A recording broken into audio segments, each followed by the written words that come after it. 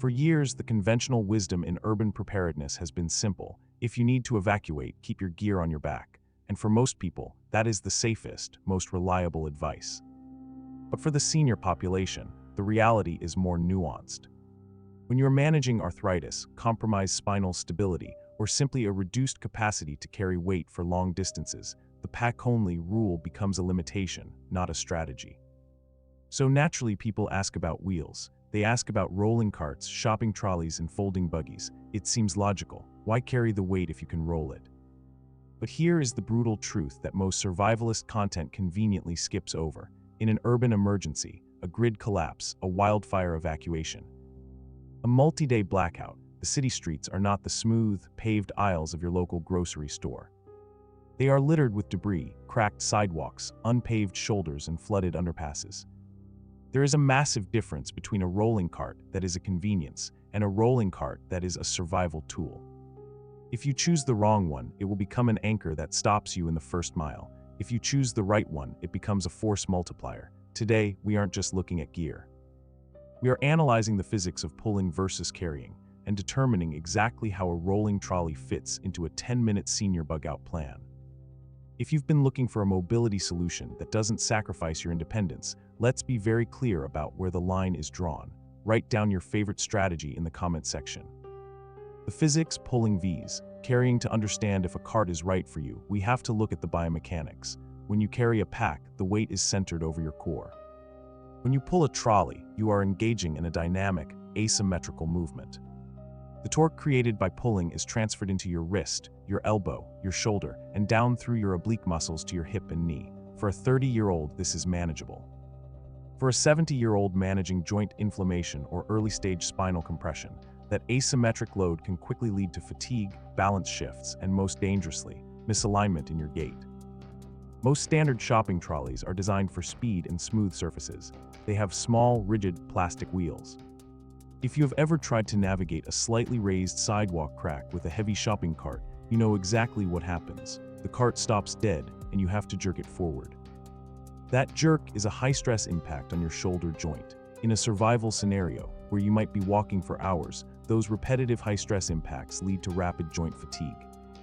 However, there is a counter-argument. If you have a documented issue that prevents you from putting any weight on your back, then pulling is not just an option, it is a medical necessity. If you have had spinal surgery, severe osteoarthritis in the lower back, or severe balance issues that are exacerbated by a pack, then wheels are your only pathway. But if you choose wheels, you must understand that you are signing up for a specific set of operational constraints. You cannot move fast. You cannot take shortcuts through uneven terrain. You are now tied to the most accessible route, which is often the most crowded route. The goal here is not convenience. The goal is assisted mobility.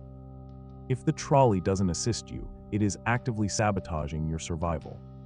Strategy 1. The criteria for survival wheels. If you determine that a rolling trolley is part of your strategy, you cannot buy what you see at the drugstore.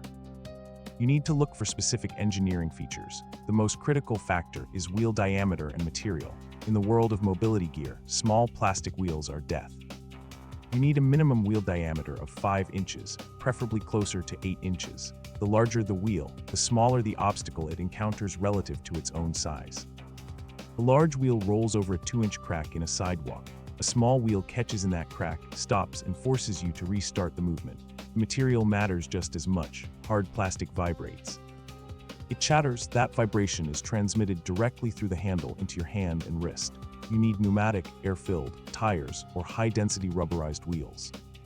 These act as a suspension system for your gear. They absorb the micro-impacts of walking on concrete, reducing the fatigue on your soft tissues. The second factor is handle ergonomics and height. A standard shopping trolley handle forces your wrist into a static position. Look for a trolley with a loop handle or a handle that allows for a neutral grip, where your palms face each other. This is medically superior for long-term comfort, as it reduces the strain on the carpal tunnel and the elbow joint. The handle should also be adjustable to your height, so that you are not stooping to pull, nor are you reaching up. Your arm should be slightly bent, allowing you to use your arm and shoulder as a natural shock absorber. Finally, you need to consider the load distribution. Do not buy a trolley that is deep and bottom-heavy. You want a trolley that is stable. A narrow, high trolley will tip the moment you hit an incline or a curb. Look for a wider base, one that keeps the center of gravity low. If you tip over in an evacuation, you lose time, you lose composure, and you risk an injury just by trying to lift the cart back up. Strategy 2, integration, not replacement here is where most people get it wrong. They think the trolley replaces the pack. It shouldn't, it should augment it. Even if you use a trolley, you should still have a small, lightweight day pack. Why? Because you need a bailout system.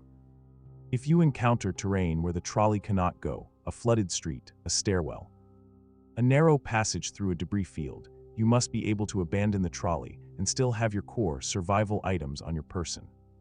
If all your gear is in the trolley and you have to ditch the trolley to save yourself, you have just lost your survival plan. Your primary kit, medications, documents, essential light, and water goes on your back. Your secondary kit, bulkier items like your shelter bivvy, extra water, long-term nutrition, and emergency clothing, goes in the trolley.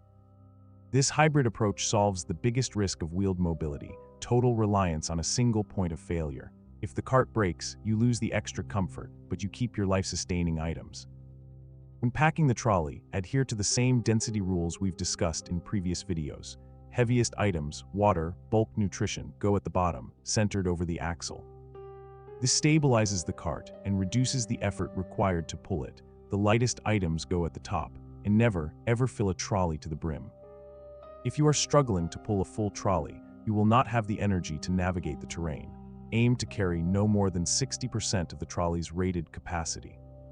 That buffer is your safety margin for when the road gets difficult. Strategy 3. The terrain drill. A trolley is not something you buy, keep in the garage, and hope for the best. It is a piece of equipment that requires muscle memory. Before you ever need it, perform the terrain drill. Take your loaded trolley, weight it exactly as it would be in an emergency, and walk your primary and secondary evacuation routes. Don't do this on a clear, sunny morning when you feel strong. Do it when you are tired. Do it when the sun is going down. This is about discovering the limitations of your mobility in the conditions you are likely to experience. When you find a curb you cannot roll over, do you have the strength to lift the cart? If not, is there an alternative route that utilizes a curb cut? If you find a stretch of cracked pavement that forces you to pull at an awkward angle, are you feeling the strain in your lower back? If so, you need to stop and rebalance the load. Most importantly, practice the two-handed assist. Even when using a trolley, try to use your trekking pole in your free hand. If you hit a patch of loose gravel or slippery mud, having that third point of contact, the trekking pole, is the difference between a minor slip and a fall. This drill is not about the trolley. It is about the person. You are discovering where the cart ends and your ability begins. The 10-minute drill, senior hybrid version. This brings us back to our foundational protocol, the 10-minute drill. If your plan involves a trolley, it must be part of your storage protocol. Do not store your survival gear in a bin in the basement. Store it in the trolley, or in a dedicated tote that sits on the trolley, staged by your door. If an emergency hits, you do not want to be loading a cart. You want to be rolling out the door. Your 10-minute drill is this. 1. Grab the primary kit backpack. Put it on. 2. Grab the trolley, which is preloaded with the secondary kit. 3. Move to your pre-designated rally point. Do this once a month. Time yourself. If you are fumbling, if you are struggling with the load, if you feel unstable, you need to change your kit. The drill is not a test. It is an audit of your capability. If you cannot perform this drill in 10 minutes, your plan is not a plan. It is a wish. And in an emergency, wishes are the first things to fail. There is no such thing as perfect mobility. There is only the mobility that matches your body's specific requirements. If you are physically capable of carrying a pack, that remains the gold standard of urban survival. It keeps your hands free, it keeps you agile, and it keeps your center of gravity stable. But if you have been told that you must carry a pack or you aren't prepared, you have been misled. Smart senior survival is about adaptation. It is about knowing the physics, respecting the terrain, and choosing the tool that extends your capability rather than taxing your limitations. Preparedness is just peace of mind. You're not doing this because you're afraid. You're doing this because you're smart and you want to be in control of your situation. If you found this analysis helpful, if you appreciate this focus on realistic, senior-specific solutions, let me know in the comments. What is your biggest challenge when it comes to mobility and preparedness? I am reading all of them, and I will be addressing your specific concerns in future videos. Stay safe, stay aware.